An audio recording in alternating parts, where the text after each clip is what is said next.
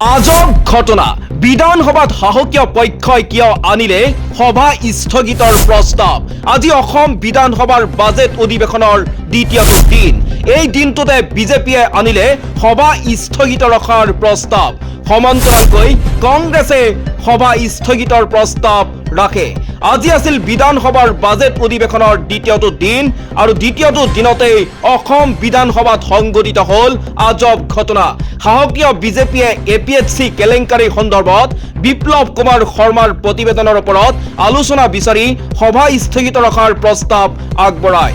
ইয়াৰ বিপৰীতে বিৰোধী কংগ্ৰেছে সিন্ডিকেটৰ ওপৰত সভা স্থগিতৰ প্ৰস্তাৱ আনি আলোচনা বিচাৰে। এই মুহূৰ্তত আহি পৰিছে আন এটা গুৰুত্বপূৰ্ণ খবৰ। 3 বছৰীয়া শিশুৰ লগত জঘন্য কাণ্ড। আদালতে কি শাস্তি বিহিলে দোষীক।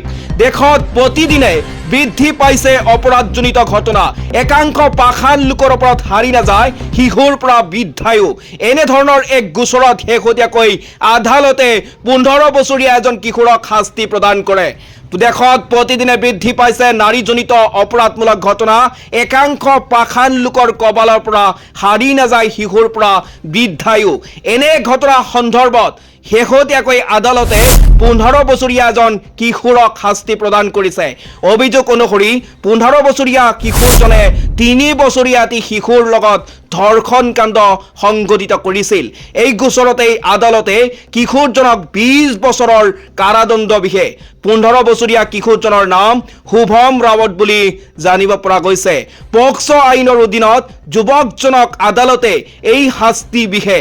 এই ঘটনা সংঘটিত হৈছে উত্তৰ প্ৰদেশৰ কানপুৰত। এই মুহূৰ্তত আহি পৰিছে আন এটা গুৰুত্বপূৰ্ণ খবৰ। সম্পৰ্কত মিলিছে নেকি ফাট। ট্ৰাম্পে ক'লে আমি ভাৰতক কিয় $21 মিলিয়ন দিম। আমেৰিকাৰ ৰাষ্ট্ৰপতি হিচাপে শপত গ্ৰহণ কৰাৰ পাছতে ডনাল্ড ট্ৰাম্পে বহু কঠোৰ সিদ্ধান্ত গ্ৰহণ কৰিছে। ইয়াৰ মাজতে ট্ৰাম্প চৰকাৰে বন্ধ কৰিছে ভাৰতক প্ৰদান কৰি অহা $21 মিলিয়ন পুঁজি।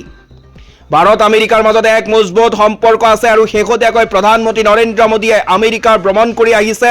কিন্তু যোৱা কেইটামান দিনৰ পৰা এই সম্পৰ্কত কিছু প্ৰশ্নৰ অৱকাশ আহি পৰিছে। আমেৰিকাৰ ৰাষ্ট্ৰপতি হিচাপে শপত গ্ৰহণ কৰাৰ পাছতে ডনাল্ড ট্ৰাম্পে নিজৰ দেশৰ হিতৰ হতে কেইবাটাও গুৰুত্বপূৰ্ণ সিদ্ধান্ত গ্ৰহণ কৰিছে। ইমানেই নহয়, সহায় হিচাপে অন্য দেশক প্ৰদান কৰা পুঁজিও দেশখনে বাতিল কৰিছে।